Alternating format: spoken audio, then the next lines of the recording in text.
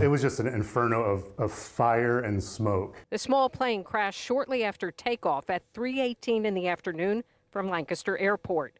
It ended up nose down with its tail resting on a vehicle in a parking lot at Brethren Village. Brian Pipkin, who's the executive assistant at Mennonite Disaster Services, saw the plane go down, stopped, and ran toward danger.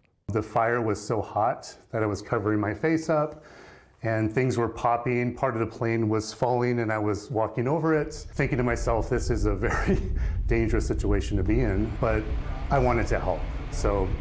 And I unfortunately did not see anyone. 5 people were on board the single-engine Beechcraft Bonanza. They were all transported to hospitals. The fire heavily damaged 5 vehicles and caused some other damage to 7 others. No one on the ground was hurt. The fact that we have a plane crash where everybody survives and nobody on the ground is hurt is a wonderful thing. And anytime you have transportation, you always have risk. Lancaster Tower, Bonanza 347 Mike has an open door. We need to return for a landing. The pilot had reported to the tower that a door was open on the plane and they needed to return to the airport. The plane was cleared to land, but moments later, went down. That's scary when you see something like that happen because you know somebody's going to be injured.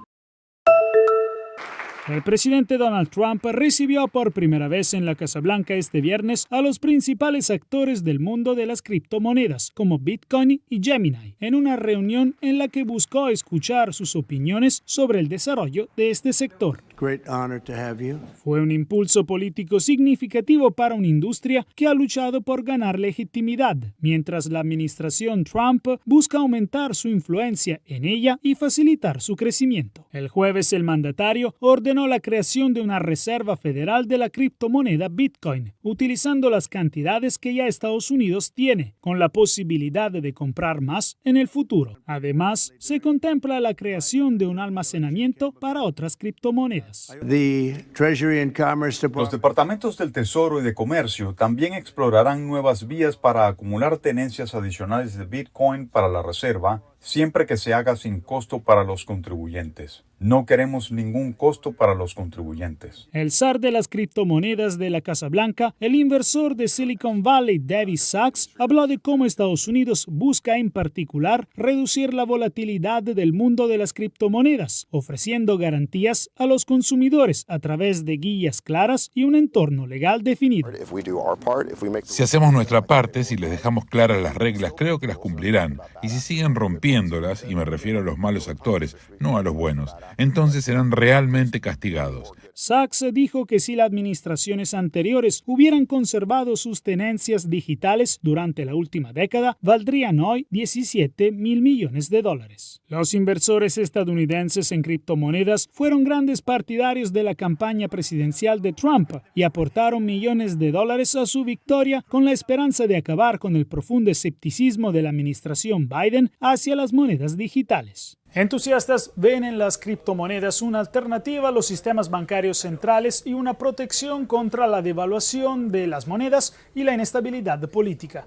Para los detractores, estos activos funcionan principalmente como inversiones especulativas con una utilidad cuestionable en el mundo real, donde hay demasiada volatilidad. Sin duda es una gran noticia para una enfermedad con una elevada tasa de mortalidad que puede alcanzar el 35%. El principal desafío en el tratamiento de la fiebre amarilla es su rápida evolución hacia la fase grave. En los casos más avanzados, la probabilidad de fallecimiento se acerca al 100%.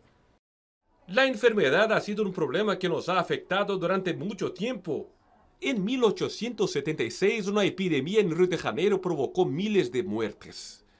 Al principio del siglo XX se descubrió que el mosquito era el principal transmisor. A pesar de la creación de la vacuna, este problema sigue siendo una gran preocupación en la actualidad. La infectóloga Oyeli afirmó que debido a los cambios climáticos, la lluvia y el calor están facilitando la expansión del virus a lugares donde antes no estaba presente.